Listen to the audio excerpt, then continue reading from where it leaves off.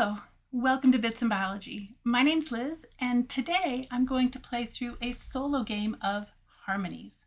Harmonies is a 1 to 4 player game designed by Johan Benvenuto and published by Lillibud in 2024. In Harmonies, players are going to place chunky tokens of different colors to create a three-dimensional landscape made up of different habitats to bring in a variety of animals into their landscape. The player who earns the most points by bringing in animals and creating a beautiful landscape will earn the most points and be the winner. Let's go down to the table where I'm pretty much set up for a solo game of Harmonies.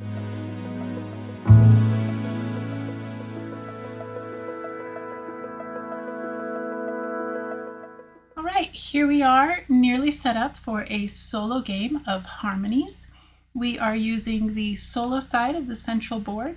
The multiplayer side has 5 spaces and the solo side has 3 spaces. We are going to deal out 3 cards into the display or card market. So in the multiplayer game you would put 5 cards out, but in the solo game it's just 3. The player board has 2 sides, side A, which is more of a savanna side, and side B, which is a water island side. We're going to be playing with side A, which is what they suggest for your first few games. Here I have the scoring player aid, and I have dealt myself 2 nature spirit cards. So they suggest for your first few games to not play with the nature spirit cards, but I wanted to play with the nature spirits to show you how they work.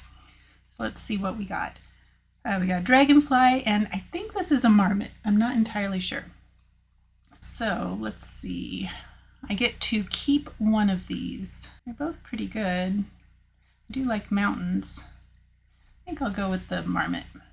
They are very closely related to prairie dogs. I did my dissertation research with prairie dogs, which have a really cool social structure. Okay, so this is a nature spirit card. This is a translucent cube here, which is different than these orange colored cubes. So we're going to put that right at the top. Once I fulfill the objectives for my nature spirit card, I will unlock these scoring possibilities up here in the top right. And let's see, what do we have over here? We've got flamingos and bumblebees and a bear. The bear kind of goes with our marmot, except that I am not a big fan of the trees that are only 1 unit tall.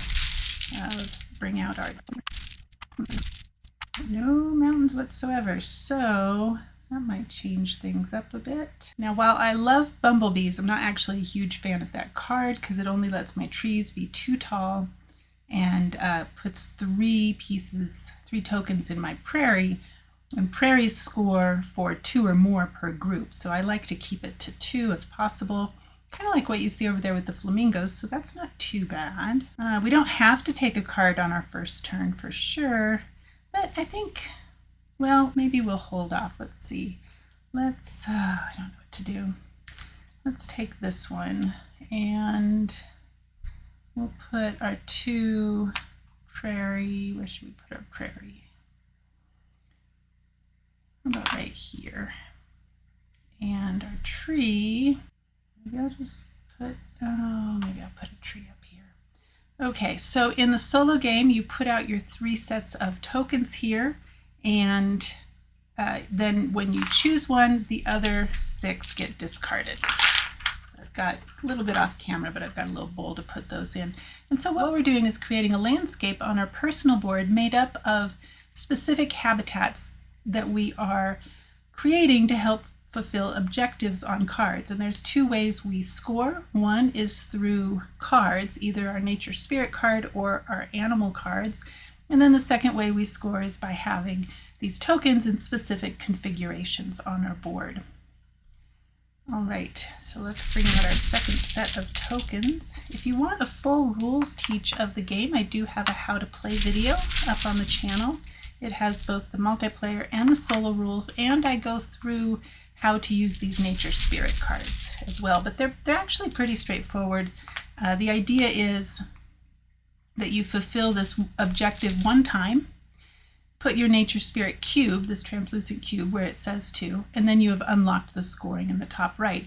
In our case, we would get 3 points for a mountain of size 1, 3 points for a mountain of size 2, Oh dear, and 1 point for a mountain of size 3. I didn't really pay close attention to that. I like size 3 mountains because they're worth the most points.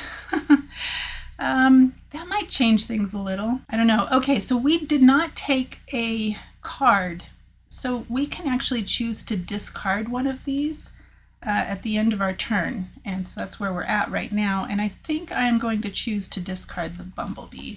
So I'm just going to put that up there and refill this. I'm going to slide them over. There's no reason I have to, but that'll just let me keep track of the ones that have been there the longest. I like that wolf one. Prairie with a tree. Unfortunately, I put my prairie in the wrong spot for that. Okay, let's see the tokens that we have out here. We finally have some mountains, and I have some river, canopy. I'm not really a fan of the canopy, but I don't really need the building yet either, so not off to a great start here. Let's see. Maybe take these ones. Put a river there and a mountain there. What do we need here? We need 3 mountains. Mountains only score if they're next to other mountains, so that's good. I don't necessarily want to cap off that tree yet. I was trying to make a tree that's 3 tall, and if I took that, oh goodness. You know, I am going to put a canopy right here, just in case I can do 2 mountains. Wait, let me think about this for a minute. This might have mountains in this configuration right here. So, or right here. Let's put this here.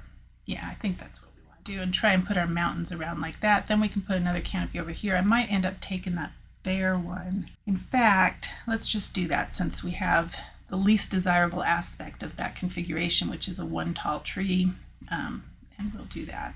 All right, it is complementary to our nature spirit card. All right, we refill that and get rid of these tokens.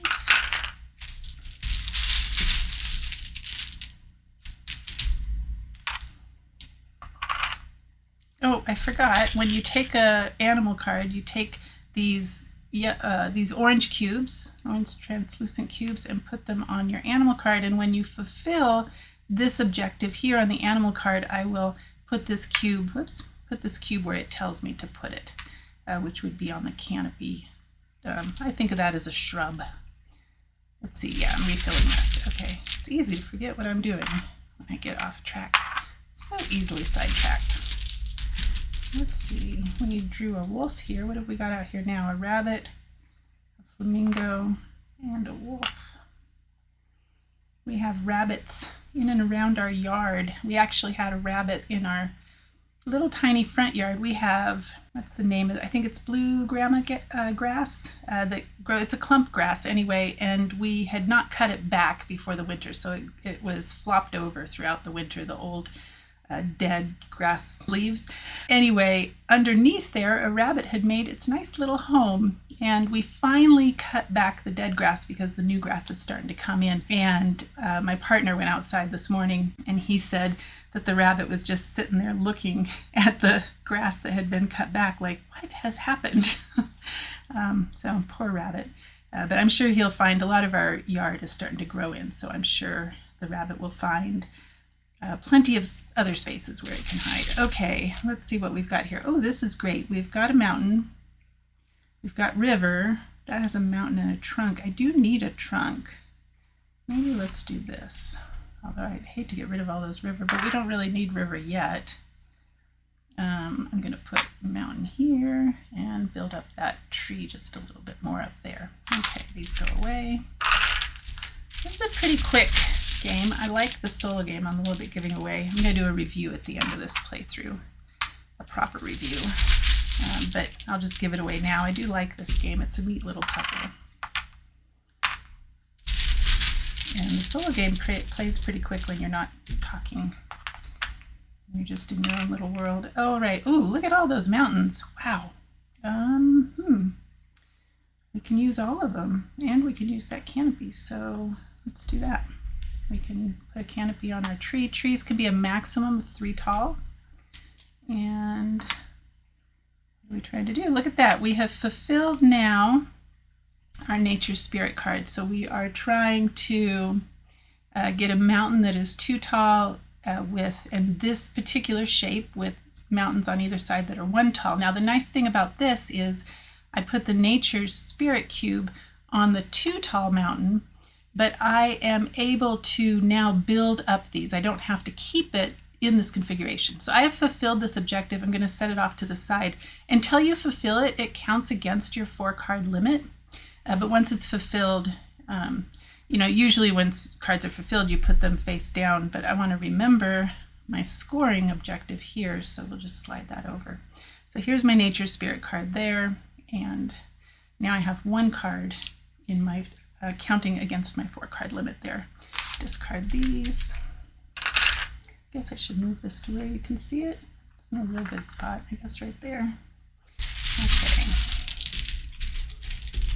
I know my arm is really close to the camera, but I have lowered the camera. It's basically right in front of my face right now. So you have my view of the board, but I really wanted to try and highlight the 3-dimensional aspect of this board because that's really the most fun part of this, I think. All right, what have we got? Buildings galore. I don't really need buildings. Oh, I didn't take an animal card on my last turn, so I'm going to discard this rabbit card. Bye-bye, rabbit. All right. I remember the first time I saw flamingo in the Everglades. They look different in the wild than even they do in the zoos. In the zoos, they're very pink, but in the wild, depending on their diet, they can be more or less pink. I think it's shrimp that gives them their pink color. If I'm wrong about that, please correct me in the comments. Oh, look, I've already fulfilled that 1 time. That's an interesting one, although it doesn't give me a ton of points. It's a lady beetle. We have lady beetles in our yard. They're mostly 7-spotted. We also have, I can't remember the name of the other one. I think we have like 3 different species of lady beetles that show up in our yard in the summer. All right, I am procrastinating because I don't really want any of those because I don't want the buildings, but what do I want more? Probably these.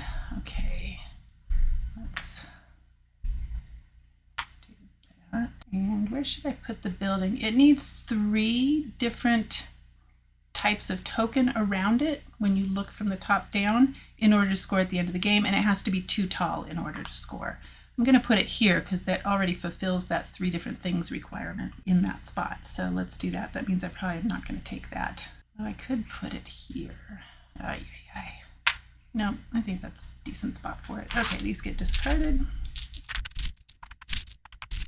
All right, let's see. What do we have here? I'm thinking of taking that wolf card. Oh, I have already fulfilled that 1 time. Interesting idea. I'm not really a big fan of the prairies though because they're only 1 tall. So I've played this game now, I think just under 20 times. I know I've played it solo 15 or 16 times. I've played it also at 4-player, at 2-player, and at 3-player. And I prefer habitat features that are taller as opposed to ones that stay flat because the flat ones don't tend to score as well, except for the rivers. If you can get a fairly long river, it can score quite nicely. All right, what am I taking? Probably these mountain pieces. Okay, so I'm gonna put that there, those there. Oh wait, no, I don't want that there. I'm trying to fulfill this bear one. Oh, is that really the one I want to take? Hold on a second. I guess I do kind of need this canopy. So let's put the canopy here. Should have taken mountains, but oh well. So many decisions. We'll build up our building right here. Okay, that's a lot of mountains going away. We do still need mountains to fulfill our bear card. We haven't scored it even 1 time. So now I have 2 canopies in place. As soon as I get this mountain too tall, I will have scored it both of my possible scoring times. So that's great. Oh, whoops, I meant to, did I just place this on the last turn? I think I did. I meant to put it here because I've been eyeballing this wolf card and thinking I want to put prairie here. So, oh, which would play right into that flamingo card. Although, do I really want to do that? I'm only going to be able to score it probably 1 time. Yeah, no, let's just keep it like that. Keep it like that. So I didn't take an animal card, so I can discard one of those. What should I discard? Probably the wolf. I'm just going to give up on the wolf, even though I was looking at it before. Okay, alpaca. Don't know much about alpacas. If you know fun things about alpacas, put them in the comments because they are cool looking animals. Pretty sure these are the ones that live up in the mountains. So one nice thing about these animal cards, with one possible exception so far, which I'll try to remember to find at the end of the game if we don't run across it, is that usually the habitat requirements for that animal match the habitat where you can find that animal pretty closely. So here we have, I call it grassland, but they call it fields in the rule book. So fields and water, which I usually call river because that's this side of the board, but the other side of the board you're creating islands, so it could be ocean. Anyway, flamingos there. Here we have a bear, we have forest and mountains. For our lady beetle, we've got forest and grasslands, and for our alpaca, we have mountains and grasslands, and that seems about right. All right, let's see what we have here. I don't want that canopy. I don't want any more canopies. I do want mountain, though, but I don't want that building. Let's take this. Okay, I don't know what I'm doing with these trees. I have no goal with the trees. It's the problem. Okay, I'm just trying to make a long river here. Discard these. I am doing terrible with these scoring objectives. Wow. Let's see. I once again did not take an animal card, so we'll discard one. Let's discard the alpaca because we're unlikely to fulfill that. Okay, frog. I've already gotten one. Frog has a lot of possible scoring possibilities. So these ones, you're putting the animal cube on the same habitat token, so you wouldn't want both of these, you wouldn't want to draft both of these cards. So I might get one of them. More likely to score the frog more than one time. Well, let's see what we have out here and then we'll make a decision. Maybe probably this one. Okay, so let's make our 2 tall mountains. I want to eventually make those 3 tall, but right now I've got 2 tall mountains side by side. So this is actually something good to point out. I can place this right now. It's not going to alter my scoring, so I'm going to do it just to have it placed. But if, for instance, I had drafted 3 mountain tokens and I knew that I was going to build up one of these others to a 3, and I wanted to use that one for this animal card, I can do that. I can place this cube before I place the rest of my tokens. You can place cubes while you're placing tokens. So that goes there, and whoops, and I did that again. I did it twice because I have both of these canopies over here and then my 2 mountains in the middle. You can reuse those. And that's a good thing to do because you really have limited space on your personal board. So I have now fulfilled all the requirements of this card. I've scored it twice. That's all I'm allowed to do. So I've put it face down in my player area. Okay, so now I really should draft a card because I'm allowed to have 4 and I have 0. So why don't I take that frog card and put my cubes on it. I'm unlikely to do meet all 5 of these scoring objectives. But I do already have, so you can also place an unlimited number of animal cubes as long as you have fulfilled the requirements. You can place those during your turn. So this goes on the river token. I have a canopy here and a river token here, and it's funny when it's the frog card, I think of those as lily pads, but you know, however you want to think about them. Anyway, there's that. You can only take 1 card on your turn though. So I should probably hurry up and be thinking about that because I have fulfilled, this one I can't fulfill anymore because I already put a token on the water tile. I could eventually fulfill that one, so I've got my eye on that card. But I did take an animal card this turn, so I can't discard from there. Right. What do we draw, by the way? Koalas. I don't know much about koalas either, other than that they're marsupials and you can find them in Australia. Would love to go to Australia someday. 2 of my favorite YouTubers live in Australia. Amy and Maggie from Thinker Themer. If you watch Amy and Maggie, let me know down in the comments. It's one of my favorite channels. They are spectacular. I guess we'll do this. We'll make one of these mountains now 3 tall. So notice that this no longer fulfills this requirement, but that's fine because I've already placed the animal cubes from that animal card. And I've got these 2 river tokens. So that's as long as our river is going to get. Any other river tokens I have will not contribute to my scoring because you're going to trace the shortest path through your river. And so could actually hurt us. Well, no, I don't think it could hurt us, but couldn't help us. All right, let's take one of these now. Not that one. Oh dear. Why was I thinking about that one? Oh, because I've already fulfilled it one time, and that's probably all that I'm going to fulfill. Can't do that one. Well, you know what? It's almost the end of the game. I only have 4 empty spots now. So I may as well just take whatever cards I can because you can only draft 1 card per turn. I've fulfilled this exactly 1 time, so already. So I can place that. What have we got here? Penguins. Love penguins. Unlikely to fulfill that one, but we might. Okay, this is probably our last turn, actually. I probably have my lowest score I've ever gotten. We need more mountains. We can score those with our nature spirit card. Oh, but we didn't draft any mountains, and this is likely to be our last turn. So what should we do? I wish I had drawn 2 prairies. That would have been nice. Canopy helps us. Canopy helps us. And, oh, goodness. I can get 1 more turn out of this. Oh my goodness, these 2 are exactly the same. Wow. I can get 1 more turn out of this if I take this one.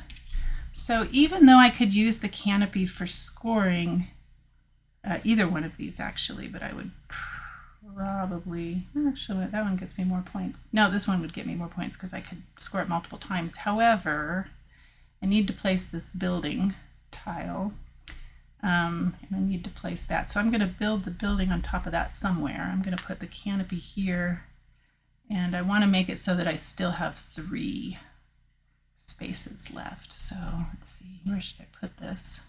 Probably in here. Hopefully I'll be able to get 3 different things around it. It doesn't right now, it just has 2 things around it, so it won't score as it stands right now. Should I take any of these? Will any of them help me? Let's just draft this one just in case we're able to score it on our next turn. So do that. I think I have, oh wait, I have another canopy over here that I had forgot about. I don't know, you can't really see it too well on the camera, but I have 2 more scoring opportunities for my frog up here. That's why I took that card.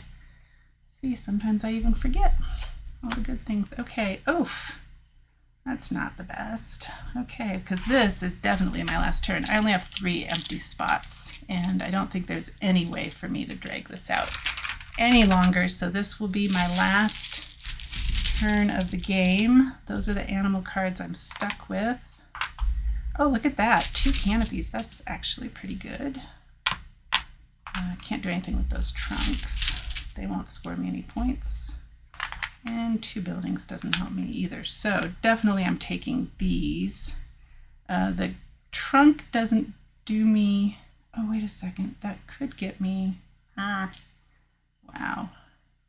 I think I score the most if I put both these canopies down. That would get me 1, 2, 3, 4, 5. Oh, I only have 2 more scoring opportunities for that. So actually, let's do this. This will get us an additional 3 points. I'm going to place this canopy here. It's going to allow me to score that building. And I can now take these last 2 cubes off my frog card and place them here and here. So that is fully scored now. And I'm going to draft the koala card. So put the cubes on it. Whoops. And I'm going to put this tree too tall. That's the number 2. It's 2 pieces tall.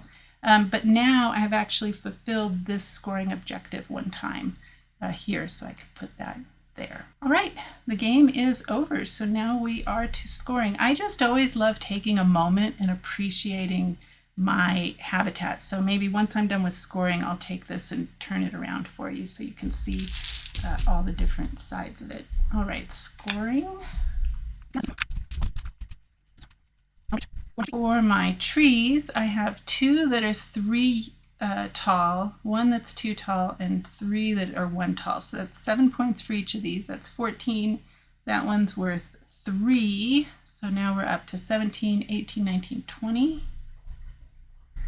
For my mountains, the 3 tall one is worth 7. The 2 tall one is worth 3. There's another 2 tall one that's worth 3. So 7 and 6 is 13. My prairies, I only have 1, and since there's 2 of them together, they'll score 5 points. If it was a single token, that would score 0 points. My buildings both score because they both have 3 different colors around them, so they're 5 points each, so that's 10 points. My river is going to be pretty good. That's 1, 2, 3, 4, 5, 6, 7, 8, 9 is the length of my river. And the way that works is up to 6 long is 15 points, and then you add 4 points for each additional length beyond that, so that's another 12 points for me, so that's 27 points for my river. That's pretty good. And now we're going to score our nature spirit cards. So I get 1 point for single tall mountains. I don't have any of those. I get 3 points for double tall mountains. So I have 2 of those, so that's 6 points, and I get 1 point for my triple mountain. So 7 points on my nature spirit card.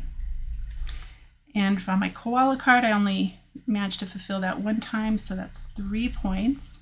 My ladybug card, did I really only do that 1 time? Yep, sure enough. If I had put a canopy here, that would have gotten me another point, but then I wouldn't have scored my frog one. So, okay, that's only 1 point, so that's only 1 scoring opportunity, so that's 2 points. My penguins, I didn't score at all. Remember, I drafted that just in case I was able to put mountains there, so that one's 0. 75 points here and 12 points here. That is 87 points. Not the best, but not terrible. And so, oh wait, I have 2 cards that I completed, so that's not actually correct. I forgot all about those. So actually we have 15 and 11, so this is not 12. This is 10, 25, 35, 36, 38. And so that is 113. That actually is pretty decent. That's more than I thought I was going to score, so that's pretty good. 113 points. So the way this solo game works is it actually, oops, you can't see that. It actually works on the sun system, S-U-N, sun system. Okay, so here we go. The way it works is we get suns based on our score. We scored 113, so that's 4 suns. I used the A side of the board, so that adds another sun. I'm up to 5. I used, what nature spirit card? So I used one of the ones that is over here that is based on the number of landscapes on my personal board. I think that should say habitats, but anyway, so that's this little icon with the mountains. And so that gets me 0 suns. So, wow, that's actually really low. 5 suns, not the best. If I had chosen not to use the nature spirit card at all, that would have given me an additional 2 suns. And this only scored me 7 points, so that's not the best for a nature spirit card. So 5 suns is actually the lowest I have done on the sun scoring system. So somebody has actually created, or they're in the process of creating, a solo mode that is a campaign where you start with 3 specific cards, and I think you can draft others. I haven't played through it yet, but they have different scenarios, and I think they're up to 15 different scenarios right now, and you have target scores based on easy, medium, or hard difficulty. And so I think that I'm going to give that a try, and I'll probably record it and put it up. So I'm going to set these off to the side. What I want to show you is turn this around like a little beauty pageant for my board. So let's leave it up here. So this is really nice. I've got a nice river running through it, my little mountain range in the middle, a couple of urban areas, and some forest. I've got 2, 3, 4, 5 patches of forest habitat. These 2 are old growth. Let's call them that since they're older, taller. And then we have some recovering habitat over here, new habitat. Maybe somebody, I don't know, clear cut it and now it's recovering. Maybe there's a fire. Let's have a more positive attitude. Anyway, so there's the 3-dimensional aspect of my board. So what do I think of this game? First of all, I just want to remind you this game plays 1 to 4 players in about 30 minutes. And actually the solo game plays in about 15 minutes, really, if you're not talking at the same time. It's a very fast solo game. I have played this, like I said, at 2, well, I've played solo the most, about, I think, 16 times now. I've also played it at 2, 3, and 4 players. I've only played it once at 4 players. That was actually last night.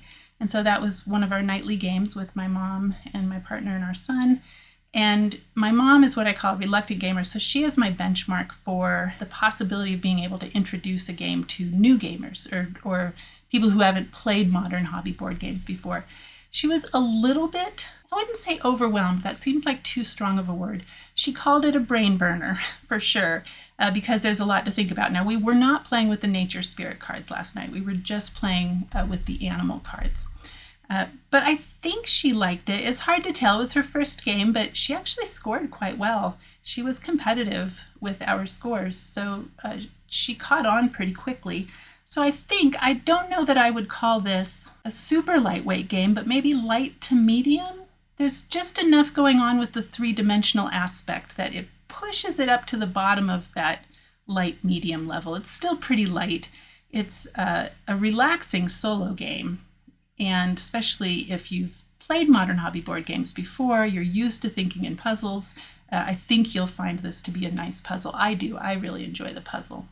And that's really the fun part to me. So the theme itself, this idea of creating a landscape of specific habitats, they did a good job of matching the habitat requirements to the animal on the card. The artwork is gorgeous.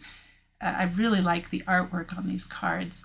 And, I was going to show you, let's see if we can find, where's that? There's one on here where I feel like if it's the animal that I think it is, and I actually had to go on Board Game Geek to try and figure out what animal this was, a betaleur, I think. It's a type of eagle. It looks just like the picture online for the betaleur. It's Betaleur. But they live more in savanna habitats. So maybe this is not that bird. So if you know what bird this is and it's not that, tell me, because it does not, that bird that I think it is doesn't necessarily live around mountains, I don't think. Feel free to provide more information in the comments if you know more about this bird.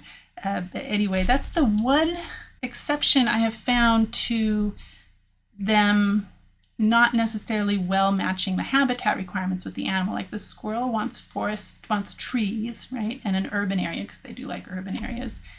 I don't know much about hedgehogs, so I'm not going to say much about that. If you know about hedgehogs, I'd love to find out more about them. Let me know if you live in an area with hedgehogs, if hedgehogs come into your yard like rabbits and such. That would be pretty cool, because it does require a building and trees.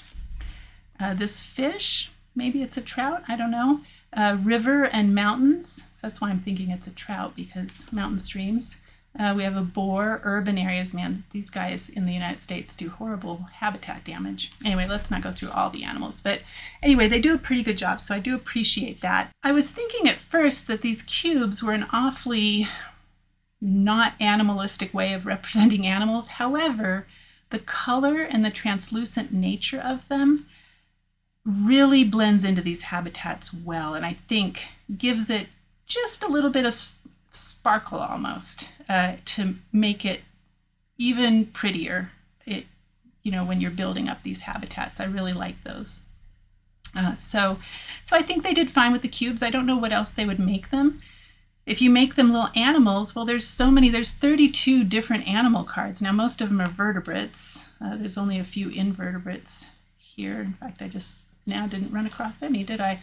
Maybe it's only we have a dragonfly in the nature spirit, We have the bumblebees and we have the lady beetles. That might be it, actually, as far as invertebrates go.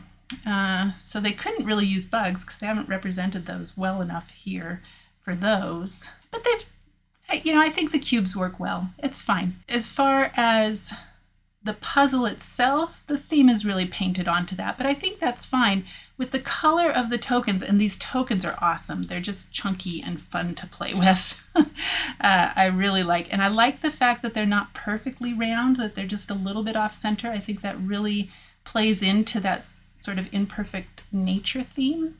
They did a nice job of putting symbology on here that matches with the theme, but also helps out folks who have color deficiency in their vision. And so that's great. And on the cards for that color deficiency, this on the right side, even though they've put the cube over the token here so you can't really see the icon on that token, they tell you on the right-hand side of this card what token the animal cube goes on. And this is helpful too, so that especially when you're first starting out, you try not to draft cards that match. You don't want, for instance, 2 cards that require putting the animal cube on a mountain, right? Because that might be difficult to fulfill.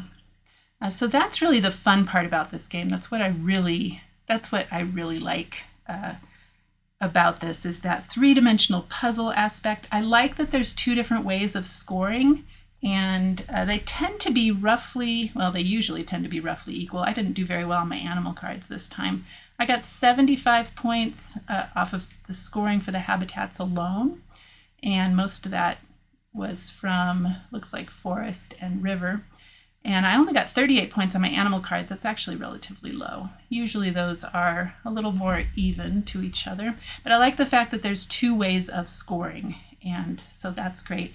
As far as going back to new players, people who are new to the game, playing with experienced players, the experienced players are definitely going to have an advantage here.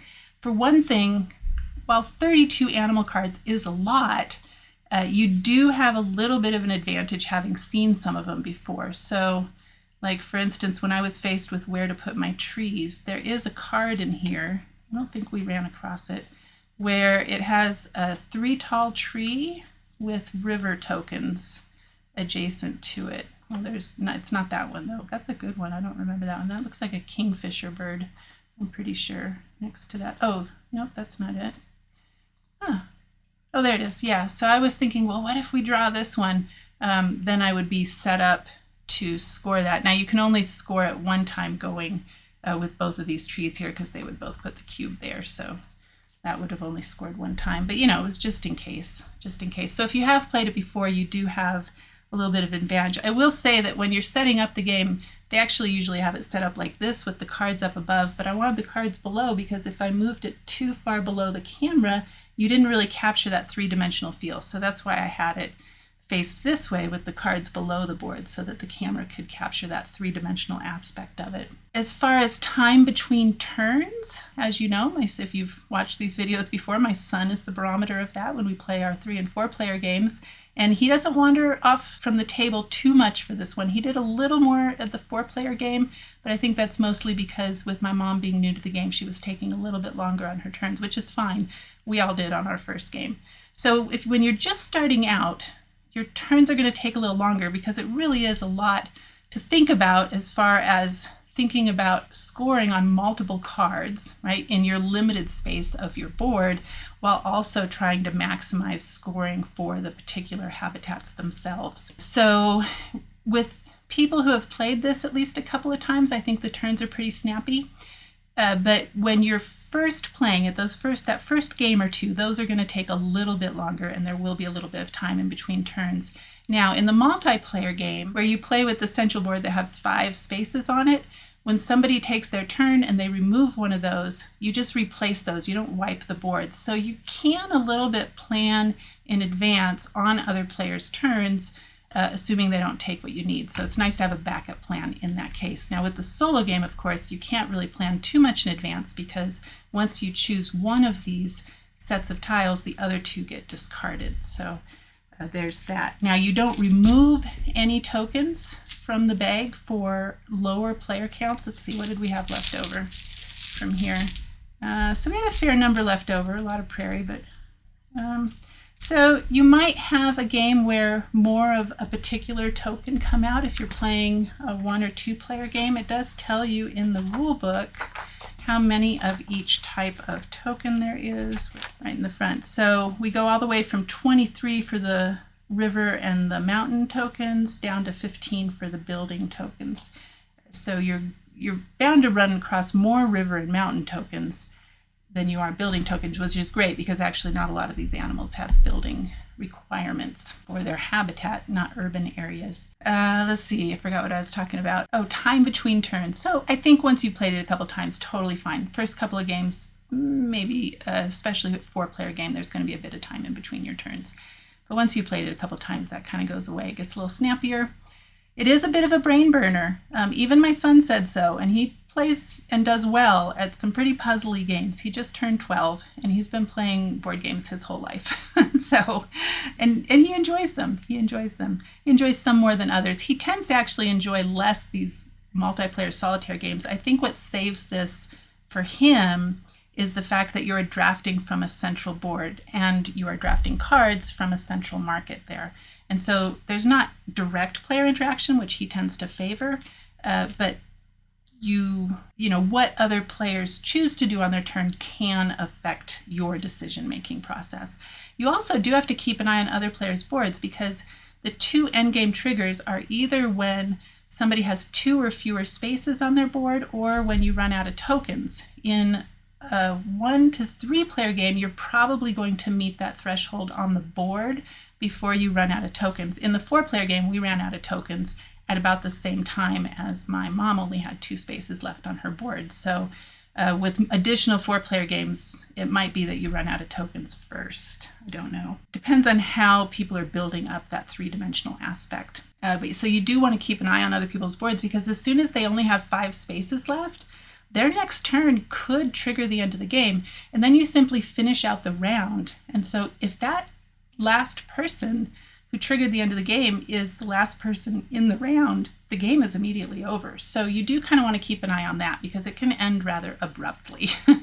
I feel like I always want there to be a little more space on my board or just one more turn, which to me is actually a sign of a good game. It makes me want to play it again right away. And I've actually, I have played 3 different sessions of solo games of this, and each time easily played 5 games without really thinking much about it, just back to back to back. And so that was really fun. I've played through all the nature spirit cards, so those are really fun. Let's see, the other ones we have is this turtle here, which scores, I really like this one. It scores 2 points for every river token you have.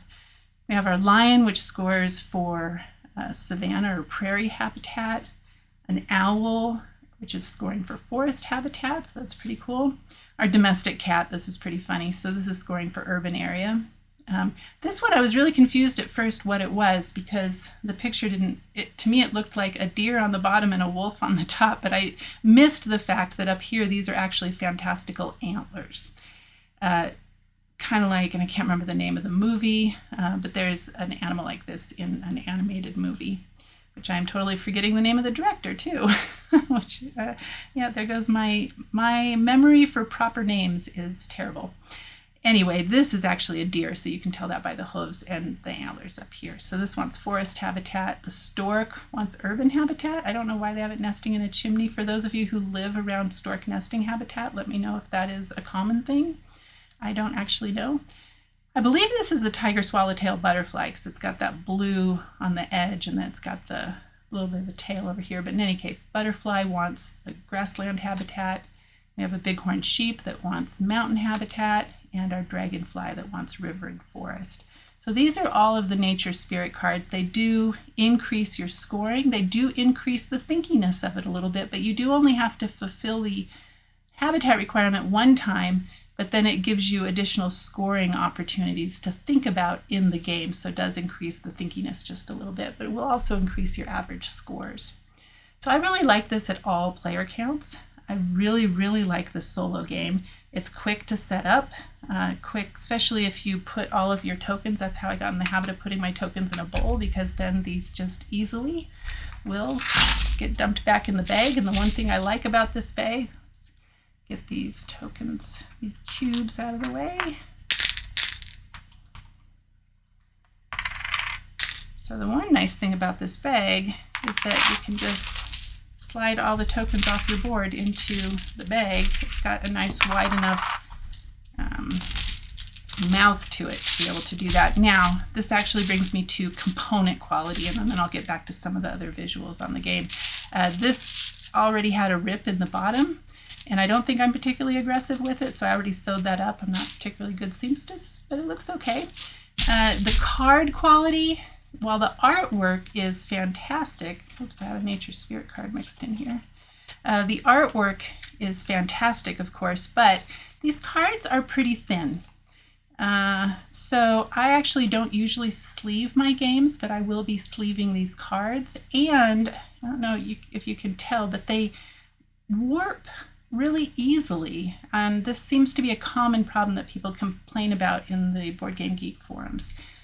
The central board has not warped for me, well, maybe a little bit, but all of the player boards have a little slight curvature to them, so they're not the thickest. They're not totally paper thin either. I mean, they're definitely sturdy, but they will bend a little bit on you, so think of that. The cubes, of course, are fine, and these tokens, I love these tokens. These are great quality.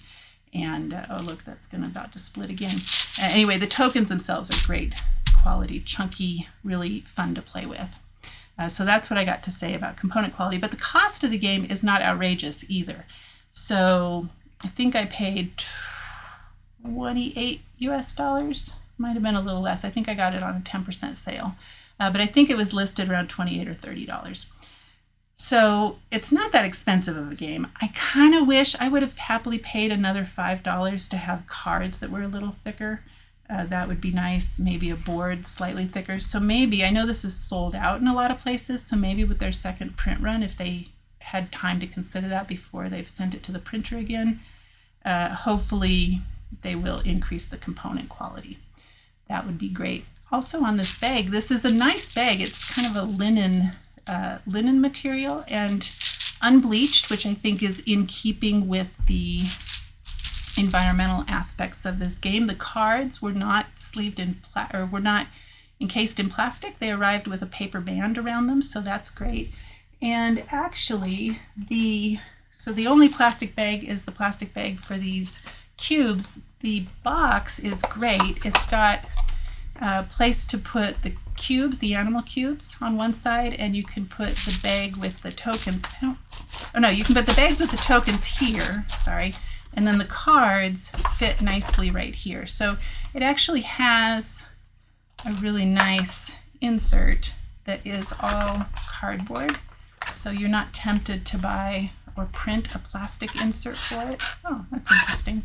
Anyway, that's really nice. And so even if you store your games vertically, you can just put a little piece of styrofoam on top of those so the cards don't flop all over the place, but you can put the cubes over there and stand it up and it would be just fine.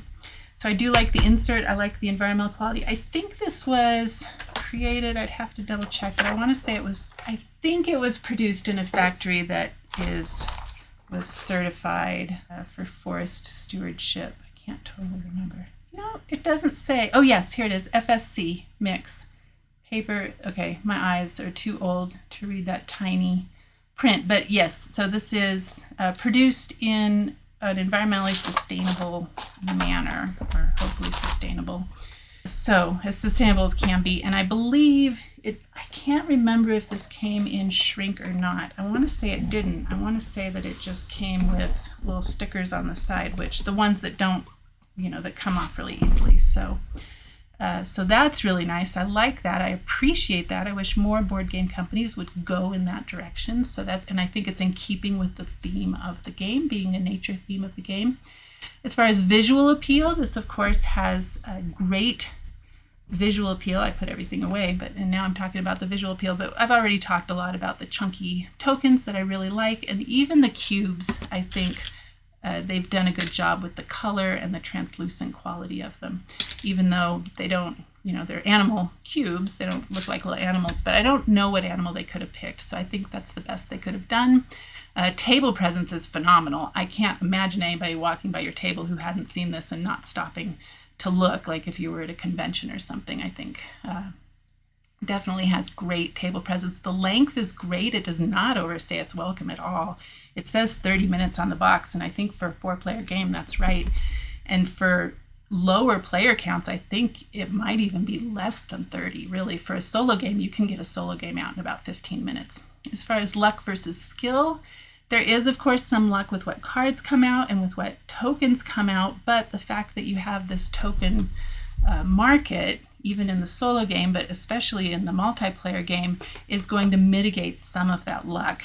And so it will favor skill at being able to place your tokens in a manner that is still consistent with all of your scoring methods. Now, it does have an element of, let's compare some of the similarities to other games. It does have an element of tiny towns, if you've played that before, where in that game, people are calling out what resource to put on your board. But where this is similar is that sometimes tokens will be out there that you don't want. It happened to me several times, right, where I said, I don't want any building tokens. I don't have anything that scores buildings. And so you have to figure out where to put those on your board in order to lessen the damage from having them on your board when they don't actually contribute to scoring, or at least scoring them according to their habitat type as best you can. So there's that. And then it has elements of Azul in the fact that it has this market of tokens, right? So that's just like the market of tiles in Azul. And players choose from those tokens that are out there. So that's an element of Azul. It has an element of Cascadia and Calico. So in Cascadia, you are putting out different habitat tiles, but it has no three-dimensional aspect other than the fact that you're also putting animal tokens on those tiles. But here you're building up your landscape in a three-dimensional manner. In Calico, you are trying to create specific patterns that specific cats will like. That's another brain-burning puzzle. And so this has that aspect in the fact that you are trying to create habitat configurations for particular animals. So there's that. What else? The game that it's probably closest to, but I have not played, is Reef. Reef has a three-dimensional aspect to building that up. So if you have played Reef and you have played Harmonies, I would love to hear your thoughts about how similar those two games are, or not. That would be interesting. I really want to play Reef. It just hasn't. I haven't run across it at a good price when I wanted to buy it. So one of these days, maybe. I'd really like to play it. It looks really fun. Player interaction I already talked about. No direct interaction for players, but the decisions that players make on their turn as far as tokens they take from the market and cards they take from the display are going to affect you sort of indirectly. It is a pretty challenging game. The rules are simple, so the rules are not hard to teach. But it is definitely a brain-burning puzzle because of that three-dimensional aspect and the fact that you are simultaneously trying to maximize scoring of the different habitats all on their own, while also meeting certain habitat requirements on your animal cards. And lastly, just talking about the rule book, it's actually a really good rule book. It is laid out very nicely. It's got nice pictures for setup as far as what you do for setup. Something I didn't point out on this central board. On the multiplayer side, this one, which really confused me at first because I wanted that to be the solo side of the board, right? But what that is you point the arrow there, you point that towards the first player so that when the end game is triggered, you know where to end the round. So I thought that was pretty clever.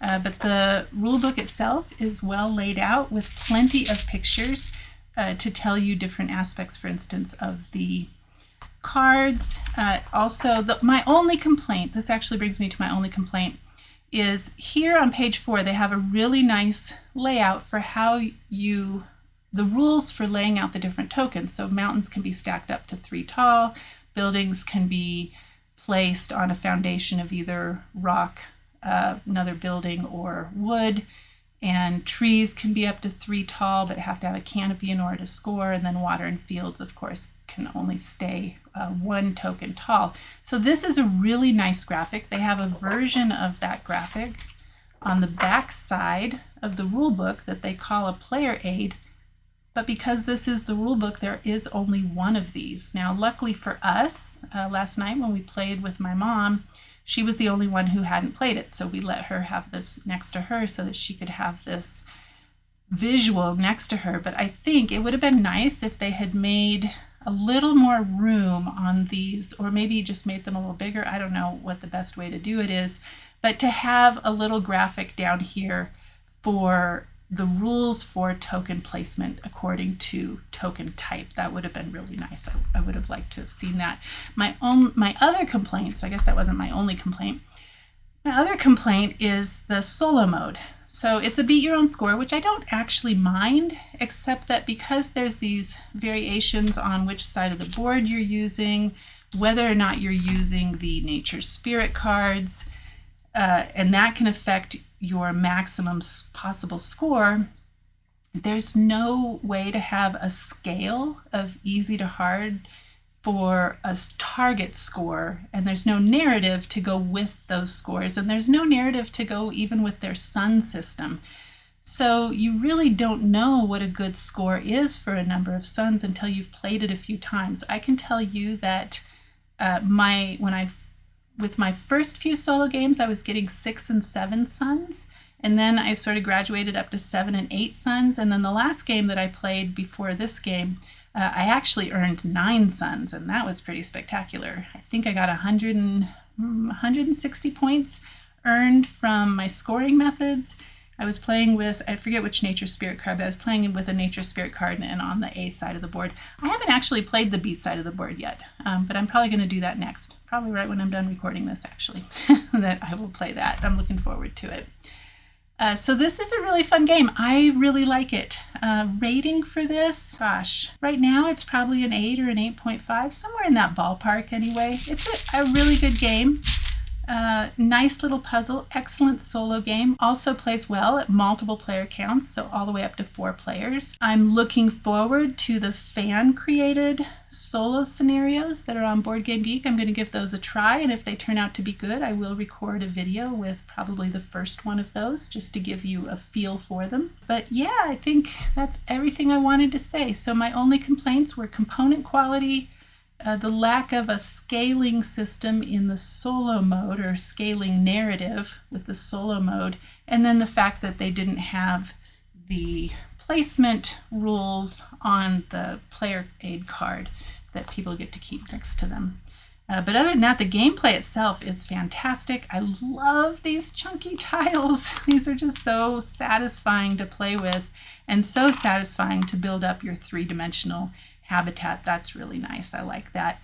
It would have been nice if we'd had sort of a more animalistic way to represent the animals, but I think they did a good job with the color and size and translucency of the animal cubes. So I think they did a good job with that. So those are my thoughts on Harmonies. Let me know what you think in the comments if you've had a chance to play this yet, or if you're still waiting for it to come back in print.